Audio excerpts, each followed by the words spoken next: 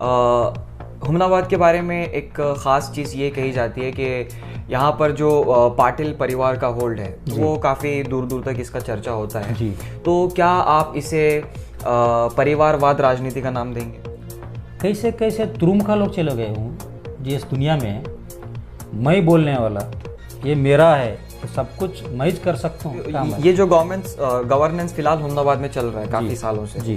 तो ग्राउंड पे कितना कुछ इफेक्ट हुआ है, जिसे हम लोग देख सकते हैं कि अभी टीएमसी में भी मेजॉरिटी में है, तो कौन से सेक्टर हैं जो इफेक्ट हुए हैं? जो ये लोग कांग्रेस के लोग जो बोल रहे हैं आज कि हम उतना डेवलपमेंट करें, ये करें वो करें, मेरा सवाल यही है उनसे, भाई उन्हें डेवलपमेंट करे बोल रहे, क्या डेवलपमेंट करे एक बार आप बताना चाहिए। सिर्फ किसमें उनको इनकम है, किसमें उनका फायदा है, वो डेवलपमेंट मतलब तो कॉन्फिडेंस देना चाहिए। आप अल्टीमेटली सोल्यूशन ये बता रहे हैं कि अगर बीजेपी यहाँ हुमनाबाद में पावर में आती है तो इसका सोल्यूशन है? हाँ, पावर में आना बोले तो ये हमारा इनके साथ हमको जोड़ना ही जोड़ना है। मेरा गुरु जो मिराजुद्दीन पटेल साहब मेरे को बोलते थे, हर भाषण में सुनता था। This video is brought to you by SS Para Shopping Mall, the complete family ready-made showroom near Ambedkar Circle, Main Road, Humnabad. Sangam Electronics and Home Appliances. All types of home appliances are available at Shri Veerabhadra Complex, opposite DCC Bank, Main Road, Humnabad. QP Multi-Speciality Hospital, Emergency Trauma Care Center with CT scan facilities, Misbah Nagar, MSK Mill Ring Road, Gulbarga. Hello दोस्तों, स्वागत है आपका हमारे इस channel FM guide और Deccan digest में। दोस्तों, अभी हमने हमारे चैनल और हुमनाबाद टाइम्स के सहयोग से एक सीरीज़ का आगाज़ किया है जिसे हमने नाम दिया है ग्राउंड रियलिटी ऑफ हुमनाबाद, जिसका ये पहला एपिसोड है। और पहले ही एपिसोड में जो मेहमान, जो गेस्ट हमारे साथ हैं वो हैं जनाब बैंक रेड्डी साहब, जो हुमनाबाद के यूथ सेंसेशन है और नौजवानों में काफ़ी अच्छी पहचान रखते हैं और यूथ लीडर हैं। तो अब आज हम इनसे जानेंगे हुमनाबाद से इनकी अकीदत किस मेयार की है। तो सबसे पहले तो मैं बैंक रेड्डी साहब का आज के इस सेशन में वेलकम करता हूं। जी सर, आपको। और मेरा सर इसी सवाल के साथ मैं आगाज़ करूंगा कि अगर आपके राजनीतिक सफ़र पर रोशनी डाली जाए तो जेडीएस, तो कभी बीएसआर कांग्रेस के साथ और अभी बीजेपी में, तो काफ़ी वर्सेटाइल आपका राजनीतिक सफ़र रहा है। तो क्या वजह रही जो आपने बीजेपी को चुना, या फिर दूसरे राजनीतिक दलों में आपने क्या बात देखी जो आपने उन राजनीतिक दल को छोड़ना पसंद किया? जी देखिए, मैं 2004 से जी 2009 तक मैं जेडीएस में था। मैं जब 2004 में 10वीं का क्लास का एग्ज़ाम देख के अभी रिज़ल्ट नहीं आया था, हालांकि मेरा वोट भी नहीं था जी, तो उस टाइम में मैं मिराजुद्दीन पटेल साहब के पास हमारे पिताजी आना जाना रहता था। तो उनका एक प्यार मोहब्बत और उनका जो हम दूसरे जो कोई भी लोग रहते उनके ऊपर जो उनका प्रेम जो बताने का तरीका था, उससे मैं फ़िदा होके उनके साथ मैं पॉलिटिकली मैं काम किया हूँ जी। तो वो खुश होके उन्होंने मेरे को 2008 में जेडीएस का स्टेट यूथ ऑर्गेनाइज सेक्रेटरी मेरे को बनाए जी। हम मिराजुद्दीन पटेल साहब के साथ बहुत अच्छा तरीके से हम काम करते, हालांकि उन्होंने हमको घर के एक उनके सदस्य समझ के उनका परिवार से जो भी काम जो रहता था, जो भी उनका रिलेशन रहता, बहुत अच्छा हमारे साथ रख लिए थे उन्होंने। हम भी उनके साथ ऐसा ही थे। क्या करना, हमारा नसीब खराब है, उनका इंतकाल हुआ। मैं यही बोलता हूँ कि आज भी कोई मेरे को पुराना कार्यकर्ता मेरा दोस्त लोग मिला तो भाई उनका नसीब ख़राब नहीं, हम लोगों का नसीब ख़राब था कि ऐसा इंसान चले गया जी। तो उनका जाने के बाद क्या है, वो लीडरशिप क्वालिटी जेडीएस में हुमनाबाद में किसके पास नहीं रहा। उस टाइम मैं बहुत उम्र में छोटा था जी। तो हमको क्या बहुत ही अपोजिशन वाले से टारगेट्स बहुत आने लगा। तो इसलिए हम उस टाइम में 2012 में जी श्री रामुलु साहब ने बीएसआर कांग्रेस पार्टी निकले जी, और हमारे येडियुरप्पा साहब ने केजीपी पार्टी का स्थापन किए। तो ऐसा बीएसआर कांग्रेस और केजीपी और बीजेपी, ऐसा यही पार्टी में 3 पार्टी बन चुका है जी। तो उस बावजूद हम लोग क्या करें, हमको श्री रामुलु साहब का थोड़ा मिराजुद्दीन पटेल साहब के जो पास गुण थे वो ऐसा नेचर हमको उनका पसंद आया। जी। तो उनका 2012 में जो बसव कल्याण टू बेंगलुरु जो पादयात्रा उन्होंने उस टाइम में हाथ में लिए, तो उनके साथ दिए हम। उसके बाद उन्होंने वो सब हमारा संगठन, जो हमारे काम करने का तरीका, हमारे जो टीम वर्क, वो सब देख के उन्होंने 2013 में मेरे को हुमनाबाद कॉन्स्टिट्यूंसी से एमएलए का टिकट उन्होंने दिए मेरे को। तो उस टाइम में मैं अच्छा मतदान में लेने का प्रयास किया और लिया हूँ जी। तो उस टाइम में पूरा मेरे साथ जो लोग थे उसमें तकरीबन 80% लोगों का वोट नहीं था। तो पूरे यंग स्टार बच्चे थे मेरे पास, क्योंकि उस टाइम में इतना दबाव था कि समझो आज मेरा साथ में, मेरा कार में, मेरा सफारी में अगर कोई 4 लोग मेरे साथ में आए, तो मैं ये रात के टाइम बिल्कुल सच बोल रहा हूँ, दूसरे दिन उसमें 3 लोग कट हो जाते, एक आधा रहता था। तो उतना धमकी, उतना उनको डराने का, उनका फैमिली बैकग्राउंड से टार्चर करने का, ऐसा पॉलिटिकली बहुत हरासमेंट करे लोग।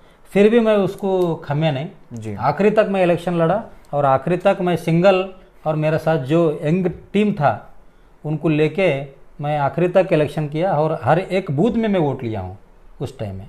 उसके बाद जो बीजेपी और बीजेपी और हमारे बीएसआर और केजीपी, ये तीनों पार्टी जो अलायंस हुए, अलायंस होने के बाद श्री रामुलु के साहब के साथ हमारा बीएसआर कांग्रेस भी बीजेपी में अलायंस हुआ जी।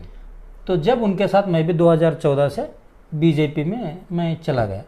बीजेपी में जाने का वजह है, एक तो मोदी जी के ऊपर विश्वास था हमारे को, मतलब अभी नहीं है?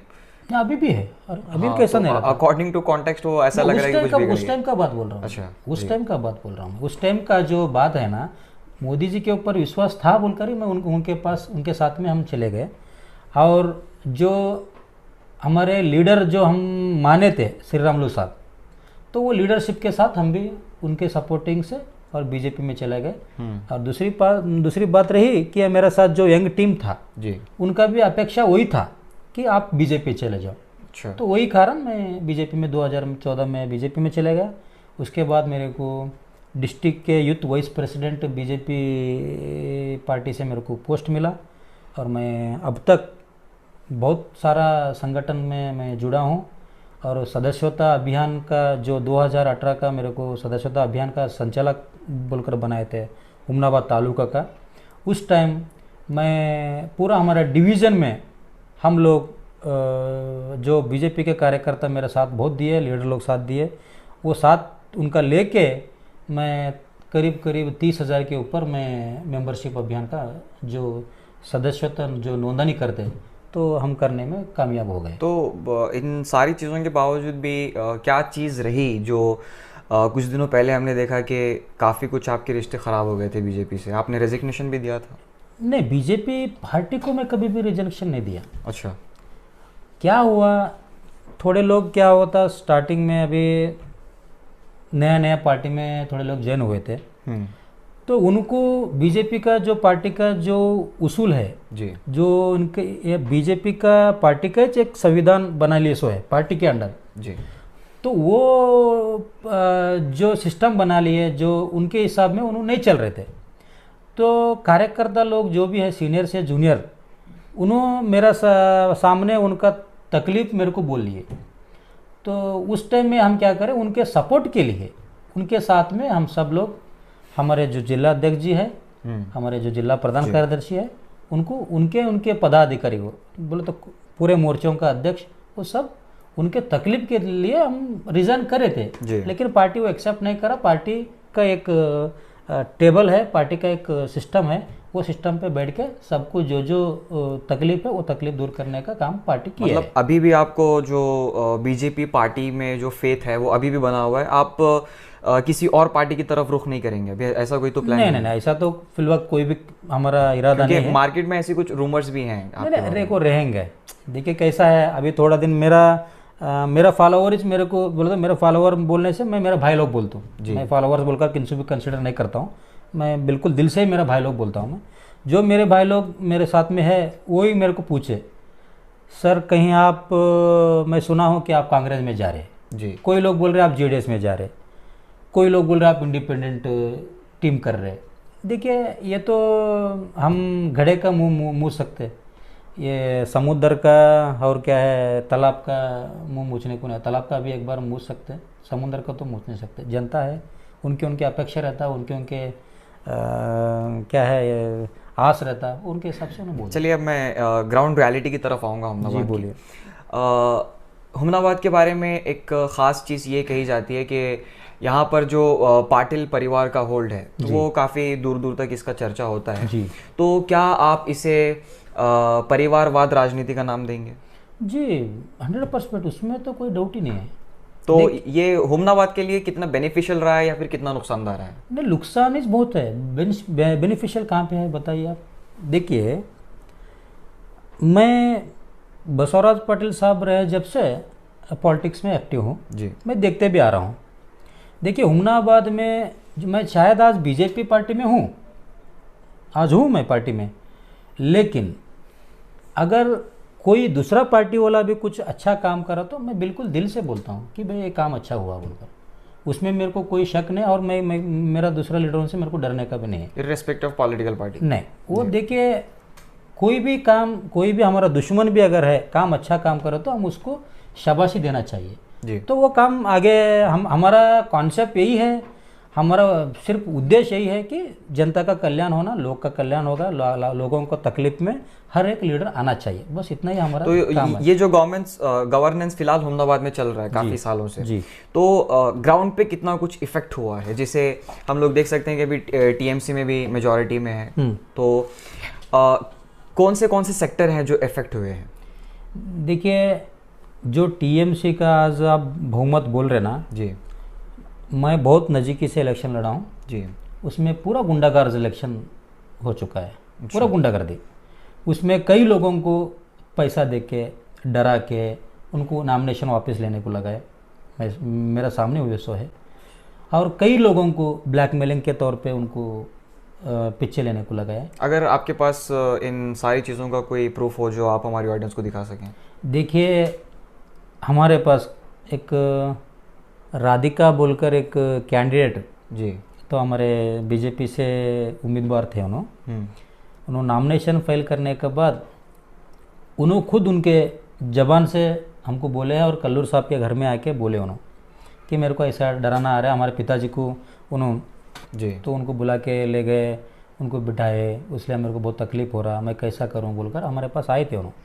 हम बहुत उनको बोलने का कोशिश करें, उनको समझाने की कोशिश करें, लेकिन उन्होंने क्या है, एक आधा घंटा 1 घंटे के बाद हमारे पास के उठ के, जब सिद्धू पाटिल साहब हमारे ये पूरे टीम उनके साथ ही थे ना जी, तो उस टाइम का बात है ये, तो उन्होंने सब एक टाइप बिहार के पॉलिटिक्स के जैसा उनको बुला के जाके जो क्या हुआ उनको मालूम कि पैसा का डील हो गया है, क्या डरा है, धमका है, जो हो गए उनको वापस लेने लगे। ऐसा बहुत सारे हो गए। अच्छा, तो मैं इसी से रिलेटेड आपसे आप बोल सकते हैं कि इस सवाल का दूसरा पहलू अगर हम देखें तो आपने जितने भी एग्जिस्टिंग प्रॉब्लम्स बताए हैं ग्राउंड पे, अगर ये प्रॉब्लम्स हैं तो फिर इसका सोल्यूशन क्या हो सकता है? सोल्यूशन बिल्कुल है ना जी। देखिए, आप भी देख रहे हैं, हम भी देख रहे हैं, हम भी पढ़ाई कर रहे हैं, आप भी पढ़ रहे हैं। जी। कैसे कैसे तुरुमखा लोग चले गए हूँ जिस दुनिया में मैं बोलने वाला, ये मेरा है, ये सब कुछ मैं ही कर सकता हूँ बोलने वाले कैसे कैसे लोग चले गए। अगर मेरा भी कुछ घमंड रहेगा, मैं भी कुछ दूसरों का तकलीफ दूंगा तो मैं भी एक दिन मैं जाने वाला हूँ। तो मैं जो देख रहा हूँ, देखिए ऐसा हिटलर जो दुनिया पे कामयाब हासिल करने के लायक आदमी, वैसा आदमी चलेगा। मेरा गुरु जो मिराजुद्दीन पटेल साहब मेरे को बोलते थे, हर भाषण में सुनता था, उन्हें एक ही बोलते थे कि जात कोई भी नहीं है, जात सिर्फ 2 है, जात सिर्फ 2 है, एक अच्छे लोगों का, एक बुरे लोगों का। ये तो आप एक थियोरेटिकल वे में बात कर रहे हैं कि ऐसा हो सकता है, बड़े बड़े तुर्रम खां चले जाएंगे। प्रैक्टिकल वे में इसका क्या सोल्यूशन हो सकता है? देखिए सर, देखिए हमारा पास, मैं क्लियरली आपको बोलता हूँ जी, बीजेपी को क्या हो रहा, चंद कम्युनिटी के लोग, जनता बोल सकते हैं, जनता सपोर्टिंग करने को कहीं किधर तो डर रहे हैं। तो आप स्पेसिफिकली कहीं आप मुस्लिम्स की तो बात नहीं कर हाँ, रहे मैं हैं? इस पे बिल्कुल बोलता हूँ। देखिए, जो हकीकत है मैं बिल्कुल बोलना चाहता हूँ, उसमें कोई डरने का बात ही नहीं है। जो हकीकत है मैं बिल्कुल बोलना चाहता हूँ। आज मुसलमान कास्ट बीजेपी के साथ नहीं है, जी और अपना एससी कास्ट में राइट और लेफ्ट दोनों बीजेपी के साथ में नहीं। हुमनाबाद क्या मैं बोल रहा हूँ। आप ये अथेंटिकेटेड बात बोल रहे हैं? बिल्कुल क्योंकि बोल हो रहा सकता है कि काफ़ी लोगों को इससे नाराज़गी हो। देखिए सर, मैं बोलता हूँ, देखिए जी जो 100% वोटिंग है उसमें हम कहीं 5-10% हम ले सकते हैं, जी। लेकिन उससे पार्टी कभी भी आगे नहीं आएगा, उसमें संगठन नहीं बढ़ेगा। अच्छा, मतलब आप बता रहे हैं कि कुछ हैं? कुछ है हमारा पार्टी में माइनॉरिटी मुसलमान कास्ट के भी कार्यकर्ता है, एससी राइट और लेफ्ट के भी कार्यकर्ता है, और जो एसटी जो अपना गोंड समाज आता एसटी में, तो गोंड समाज भी में भी चंद लोग कार्यकर्ता है जी। लेकिन मेरा ये कहना है कि हमारे जो संगठन के लीडर्स हैं हमारे, उनसे मेरा गुजारिश, मैं बहुत बार बोल चुका हूँ उनको, हम लोग जब तक हमारे से दूर रहे सो लोगों को जुड़ते नहीं, उनके तकलीफ में हम नहीं जाते, उनको अपना बोलकर नहीं मानते, तो तब तक हमारे संगठन को उन्होंने नहीं आ सकते। अच्छा, मतलब तो आप लगा अल्टीमेटली लेना। आप ये बोलना चाह रहे हैं कि वो पर्टिकुलर कम्युनिटी से बीजेपी ने दूरी बनाई रखी है, इसीलिए ये सब चीज़ें हो रही हैं। बीजेपी ने दूरी नहीं बनाई कि हमारा पास चंद लीडर लोग जो है जी उन्होंने कोशिश नहीं कर रहे भाई, उनको कोशिश नहीं कर रहे, उनको बुलाने का प्रयास नहीं कर रहे, और उनको उनका दिल जीतने का कोशिश नहीं कर तो रहे। अभी मैंने जिस तरह से आपसे सोल्यूशन के ताल्लुक से बात की जी, तो आप ये बता रहे हैं कि बीजेपी को अगर यहाँ पर एम्पावर होना है तो इररेस्पेक्टिव ऑफ कम्युनिटीज उन्हें जनता का दिल जीतना होगा। जी 100%। यही सोल्यूशन है देखिए, हाँ, मेरा कहना एक ही है, जी हुमनाबाद में अगर बीजेपी को जीतना है, जी बीजेपी का संगठन हम बनाना है, तो पहली फर्स्ट जो माइक्रो कास्ट के जो हम बोलते, माइक्रो कास्ट के जो लोग बोलते, जो जनता बोलते, समझो उसमें ये पूरे में जो चारों कास्ट के वो बोला, वो चारों कास्ट के लोग, इनके साथ हम रिश्ता रख लेना चाहिए, उनके दुख में हमको जाना चाहिए, उनको हम आपके हैं, हम दूसरे नहीं हैं, बिल्कुल आपके घर के सदस्य जैसा, उनको मतलब कॉन्फिडेंस देना चाहिए। आप अल्टीमेटली सोल्यूशन ये बता रहे हैं कि अगर बीजेपी यहाँ हुमनाबाद में पावर में आती है तो इसका सोल्यूशन होगा।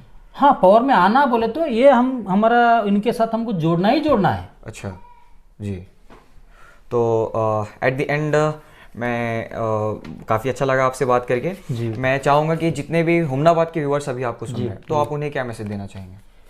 देखिए, उनको मैं मैसेज एक ही देना चाहता हूँ जी आजकल सब लोगों के पास मोबाइल है जी इंटरनेट है, सबके पास डेली के अपडेट्स आते रहते हैं, तो आप जागो, समझो कि हुमनाबाद के सियासत में अब तक जो डेवलपमेंट हुआ, जब से बसवराज पटेल साहब एमएलए थे तब से अब तक क्या डेवलपमेंट हुआ, मेरे को यहाँ तक कि मैं सुना हूँ ये उस टाइम में जो बसवराज पटेल साहब हमारे हुमनाबाद के एमएलए थे, हमारे मिनिस्टर थे, उस टाइम में हमारे को एमआरएफ टायर का कंपनी का अपॉर्चुनिटी हुमनाबाद के लिए आया था बोलकर मैं सुना हूँ, और हमारे महिंद्रा एंड महिंद्रा कंपनी उसका भी अपॉर्चुनिटी हुमनाबाद के लिए आया था बोलकर मैं सुना हूँ। मेरा सवाल इनसे एक ही है, भाई अब तो जो आदमी जिंदा है उनके बारे में हम बात करना चाहिए। अब उनका तो पाप देहांत हो गए, उन्होंने भगवान के पास चले गए, हर एक को एक दिन जाना ही है, लेकिन जो ये लोग कांग्रेस के लोग जो बोल रहे आज कि हम उतना डेवलपमेंट करें, ये करें, वो करें, मेरा सवाल यही है उनसे, हमारे जनता से मेरा सवाल है, भाई उन्होंने डेवलपमेंट करे बोल रहे, क्या डेवलपमेंट करे एक बार आप बताना। सिर्फ किसमें उनको इनकम है, किसमें उनका फ़ायदा है, वो डेवलपमेंट हुआ है।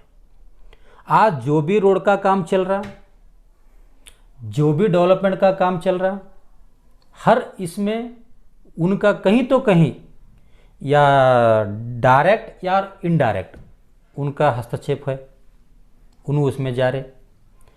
अगर कोई दूसरा अगर उनके फैमिली वाले छोड़ के दूसरा अगर टेंडर लिए तो उनके ऊपर कईयों बार मैं देखा हूँ उनका बिल्स का प्रॉब्लम हुआ, उनका क्वालिटी टेस्टों का प्रॉब्लम हुआ। कई ऑफिसर्स भी क्या है यहाँ प्रॉब्लम में हुए सब हम देखे हैं।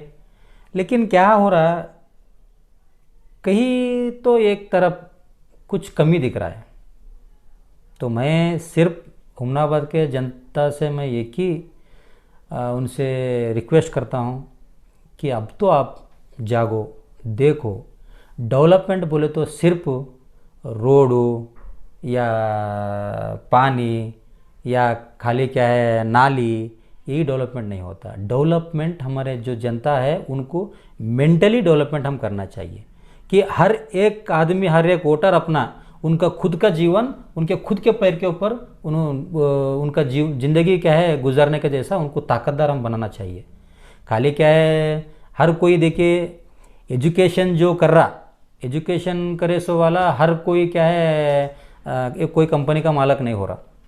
एजुकेशन करे सो वाला 99% मैं देख रहा हूँ या तो गवर्नमेंट के अंडर काम कर रहे या तो कोई स्टेट के अंडर काम कर रहा, बोले तो कोई कंपनी के ओनर के अंडर में काम कर रहे।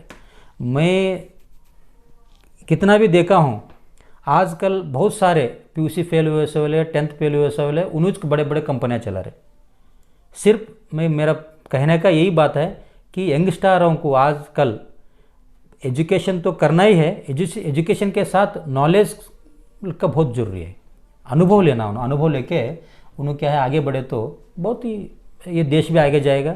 हर एक को गवर्नमेंट काम नहीं दे सकता, कोई भी चाहे कोई भी गवर्नमेंट रह दे, हर एक को तो काम नहीं दे सकता, हर एक को तो गवर्नमेंट जॉब तो नहीं मिल सकता ना। तो वो हिसाब से हर एक को अपने अपने पैर पर उनके उनके हुनर, उनके उनके अनुभव के ऊपर उनको काम लेना चाहिए। जी चलिए, बहुत बहुत शुक्रिया बैंक रेड्डी साहब। तो ये पहला एपिसोड था और हम कोशिश कर रहे हैं कि हुमनाबाद की जो ग्राउंड रियलिटी है उसे आप सबके सामने ला सकें, क्योंकि ये हमारा पड़ोसी तालुका है, तो ये हमारा भी फरीज़ा बनता है कि यहाँ के हालात हम जनता के सामने रखें। तो आपके वैल्यूएबल कमेंट्स हमारे लिए बहुत ज़रूरी हैं। तो नीचे आप अपना फीडबैक, अपने तासुरात ज़रूर रखें कि आप इस सीरीज़ में और क्या कुछ चाहते हैं, और आप ये भी चाहते हैं कि नहीं कि हम इस सीरीज़ को कंटिन्यू रखें या नहीं रखें। तो आपको ये फर्स्ट एपिसोड कैसा लगा और सेकंड एपिसोड में आप किसे देखना चाहते हैं वो भी ज़रूर बताएं। और आप इसे ज़्यादा से ज़्यादा शेयर कीजिए ताकि लोगों को हकीकत का पता चल सके। और इसी के साथ आपसे फिर मुलाकात होगी अगले एपिसोड में एक और गेस्ट के साथ।